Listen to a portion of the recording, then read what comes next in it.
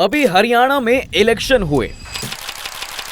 PM से लेकर CM तक, मंत्रियों से लेकर नेता और कार्यकर्ता से लेकर पूरे तामझाम के साथ हर पार्टी ने सब कुछ छोड़कर इलेक्शन लड़ा। इसके बाद महाराष्ट्र में भी ऐसे ही इलेक्शन लड़ा गया। फिर अब दिल्ली की बारी है, फिर उसके बाद कहीं और, फिर कहीं और ऐसे ही पूरा साल निकल जाता है। अगर इंडिया की बात करूं तो आजाद भारत का पहला चुनाव 1951-52 में हुआ था। उस वक्त लोकसभा और राज्यों की विधानसभा के चुनाव एक साथ होते थे और 1957, 1962 और 1967 तक ये परंपरा जारी रही। यानी ये पूरे 5 साल का कोई रोड़ा ही था। लेकिन फिर आता है साल 1969 का। 1969 में बिहार के मुख्यमंत्री भोला पासवान शास्त्री की सरकार दल बदल के चलते अल्पमत में आ गई। यानी जीतने के लिए जो नंबर चाहिए होता है वो उनके पास नहीं बचा और विधानसभा भंग हो गई। 1970 में इंदिरा गांधी ने लोकसभा चुनाव भी 11 महीने पहले करा लिए। इससे हुआ क्या? हुआ इससे ये कि केंद्र और राज्य के चुनाव आगे पीछे हो गए। माने पीएम और सीएम के इलेक्शन अब एक साथ नहीं हो रहे थे और तब से ये मामला ऐसे ही चल रहा है। कभी सीएम के इलेक्शन तो कभी पीएम के इलेक्शन। जनता पूरे टाइम वोट ही देती रहती है और नेताओं को वादे करती देखती रहती है। लेकिन अब ऐसा नहीं होगा, क्योंकि 2029 से फिर से पूरे देश में एक साथ इलेक्शन हो सकते हैं। रिपोर्ट्स के मुताबिक मोदी कैबिनेट ने एक देश एक चुनाव यानी कि वन नेशन वन इलेक्शन लागू करने के विधेयक को मंजूरी दे दी है। अब ये बिल संसद में आएगा इस बार या अगली बार, ये अभी देखना बाकी है। लेकिन जब से इस विधेयक को मंजूरी मिली है तब से तमाम विपक्षी नेताओं ने इस पर सवाल उठाए हैं। पर सवाल आता है कि मोदी सरकार वन इलेक्शन क्यों चाहती है और विपक्ष इसे क्यों नहीं चाहता है। मतलब उसे दिक्कत क्या है और क्या विपक्षी दल इसे रोक पाएंगे? ये देश के लिए सही है या नहीं? इसके फायदे और खामियां क्या हैं? सब कुछ आज की इस वीडियो में मैं आपको डिटेल में बताने वाला हूँ। बस आपको करना यह है कि इस वीडियो के लास्ट तक मेरे साथ बने रहना है। अब एक बार आप मुझे जरा इतना बताओ कि अभी तक सुनने में आपको वन नेशन वन इलेक्शन का कॉन्सेप्ट कैसा लग रहा है और अभी आपकी राय इसको लेकर क्या है। फिर देखते हैं कि वीडियो के आखिर तक क्या ये बदलती है या फिर और मजबूत होती है। तो चलिए आइए शुरू करते हैं। अब सबसे पहले सवाल तो यही आता है साहब कि ये वन नेशन वन इलेक्शन क्या है। भारत में फिलहाल राज्यों के लिए विधानसभा चुनाव होते हैं जिनसे किसी भी स्टेट का सीएम यानी चीफ मिनिस्टर चुना जाता है। जैसे यूपी के योगी आदित्यनाथ हैं और दिल्ली के अरविंद केजरीवाल हुआ करते थे। इसी तरह से देश के पीएम चुनने के लिए लोकसभा चुनाव कराया जाता है जिसमें आप सांसद चुनते हैं यानी पीएम, जो कि अभी मोदी जी हैं। अभी जो हाल है इन दोनों इलेक्शन का वो ये है कि ये दोनों अलग अलग वक्त पर होते हैं। वन नेशन वन इलेक्शन का मतलब है कि पूरे देश में एक साथ ही लोकसभा, विधानसभाओं और निकाय के चुनाव हो। यानी वोटर्स लोकसभा और राज्य की विधानसभाओं के सदस्यों को चुनने के लिए एक ही दिन, एक ही वक्त पर या फिर फेज वाइज तरीके से अपना वोट डालें। इन दोनों के साथ एक ही दिन स्थानीय निकाय के चुनाव यानी मेयर के इलेक्शन भी किए जाए। माने एक ही बार में आप सबको चुन लो और बस फिर अब अगले 5 साल तक आराम से काम करने के लिए छोड़ दो। माने फिर कोई रैली नहीं, कोई कुछ नहीं। अब यहाँ तक सुनने में तो ये मस्त लग रहा है। तो फिर अब तक ये कहाँ था? इस बारे में बात कब से शुरू हुई और अब तक इसमें क्या क्या हो गया, इसकी बात करते हैं। बीते 10 सालों में वन नेशन वन इलेक्शन। देखिए 2014 में मोदी सरकार आने के बाद वन इलेक्शन पर चर्चाएं शुरू हुई। मई 2014 कांग्रेस की सरकार का एंड होता है और केंद्र में मोदी सरकार आती है। मोदी सरकार के पावर में आने के बाद ही एक देश और एक चुनाव को लेकर बहस शुरू हुई। इसके बाद दिसंबर 2015 में लॉ कमीशन ने कहा कि एक साथ चुनाव कराए जाने से करोड़ों रुपयों की बचत हो सकती है, क्योंकि एक बार में ही सारा काम निपट जाएगा और वो रोज रोज की झंझट ही खत्म। लेकिन 2014 में शुरू हुई ये बहस सिर्फ एक बहस ही रही और 5 साल का पहला टेन्योर मोदी सरकार का एंड हो लिया। और फिर आता है जून 2019। पीएम मोदी ने पहली बार ऑफिशियल तौर पर सभी पार्टियों के साथ इस मसले पर विचार विमर्श के लिए बैठक बुलाई थी। बेसिकली एक ऑल पार्टी मीटिंग होती है जिसमें वन नेशन वन इलेक्शन पर चर्चा होती है। बहस से चर्चा तक आने में इस एक सरकार का पूरा कार्यकाल लग गया। इसके बाद नवंबर 2020 आता है। पीएम मोदी ने एक सम्मेलन में वन नेशन वन इलेक्शन को भारत की जरूरत बताया और फिर 3 साल बाद यानी सितंबर 2023 में सरकार ने एक्स प्रेसिडेंट रामनाथ कोविंद की अध्यक्षता में वन नेशन वन इलेक्शन पर एक कमेटी बनाई। कमेटी तो बन गई और उसने काम शुरू भी कर दिया और कमेटी ने राष्ट्रपति द्रौपदी मुर्मू को 18,626 पन्नों की अपनी रिपोर्ट मार्च 2024 में सौंपी। मार्च से फिर आता है सितंबर 2024। केंद्रीय मंत्री अश्विनी वैष्णव ने कहा कि पहले फेज में विधानसभा और लोकसभा चुनाव साथ होंगे। इसके बाद 100 दिन के भीतर दूसरे फेज में निकाय चुनाव साथ कराए जाएंगे। और फिर अब दिसंबर 2024 में कैबिनेट ने बिल पास कर दिया है और जब ये वीडियो बन रही है तब तक ये बिल लोकसभा में टेबल भी कर दिया होगा और उम्मीद के मुताबिक विपक्ष ने इस पर पूरा हंगामा मचा दिया है और इसी को देखते हुए लोकसभा स्पीकर ओम बिरला ने विपक्ष से कहा है कि वो जितना चाहे उतना टाइम डिस्कशन के लिए इस बिल पर ले सकते हैं। माने एक ऐसी चीज जिसे पीएम मोदी से इंडिया की जरूरत बताया है उसे मेजॉरिटी होने के बावजूद बहस से बिल में कन्वर्ट होने के लिए 10 साल लग गए हैं और अभी और कितने लगेंगे कोई आइडिया नहीं है। तो ऐसे में एक और सवाल उस नियत पर भी आता है कि क्या सच में मोदी सरकार खुद भी चाहती है वन नेशन वन इलेक्शन या नहीं। इसका पता आपको ex president Ramnath Kovind panel ने वन नेशन वन इलेक्शन पर जो सजेशन दिए हैं उनसे और क्लियर हो जाएगा। एक्स प्रेसिडेंट रामनाथ कोविंद के पैनल ने 5 सजेशन दिए हैं। पहला, सभी राज्य विधानसभाओं का कार्यकाल अगले लोकसभा चुनाव यानी 2029 तक बढ़ाया जाए।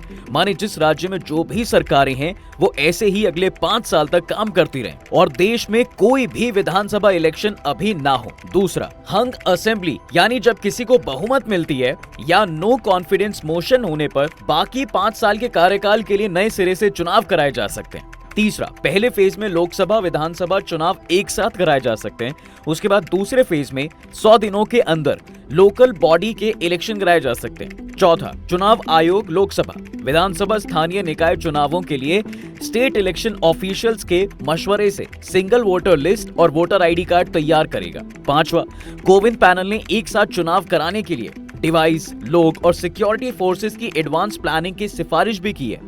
अब सजेशन तो नॉर्मली लगे, सवाल यह है कि केंद्र सरकार ने इस बिल को कैबिनेट से तो मंजूरी दिला दी, पर अब कैबिनेट की मंजूरी के बाद अब आगे क्या होगा। केंद्र सरकार ने इस बिल को लोकसभा में टेबल किया है, लेकिन इस बिल को पास कराना सरकार के लिए आसान नहीं होगा क्योंकि ये बिल संविधान संशोधन यानी कॉन्स्टिट्यूशन अमेंडमेंट करेगा। इसलिए ये तभी पास होगा जब इसे संसद के 2/3 सदस्यों का समर्थन मिलेगा। संसद में एनडीए के पास 2/3 बहुमत नहीं है। लोकसभा में अगर सभी 543 सांसद वोटिंग में शामिल होंगे तो बिल पास कराने के लिए 362 वोट चाहिए होंगे।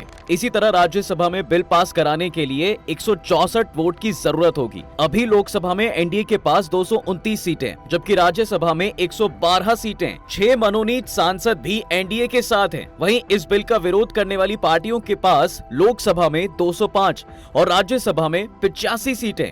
कुल मिलाकर सरकार को इस बिल को पास कराने के लिए विपक्ष की जरूरत होगी। इसलिए सरकार इस बिल पर आम सहमति बनाना चाहती है। संसद से बिल को चर्चा के लिए जॉइंट पार्लियामेंट्री कमेटी यानी जेपीसी के पास भेजा जाएगा। जेपीसी इस बिल पर सभी राजनीतिक दलों के प्रतिनिधियों के साथ चर्चा करेगी। दरअसल भारत की संसद में 2 सदन होते हैं, लोकसभा और राज्यसभा। दोनों सदनों का मुख्य काम विधान या कानून बनाना है।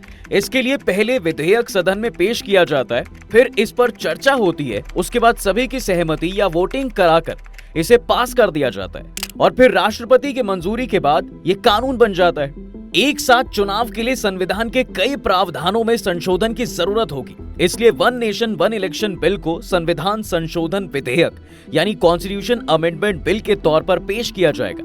ये दोनों सदनों में मौजूद और वोट करने वाले सदस्यों को 2/3 बहुमत से पास किया जाना चाहिए। अब सवाल आता है कि क्या 2029 तक देश में वन इलेक्शन लागू हो जाएगा या इसमें कुछ अड़चने हैं।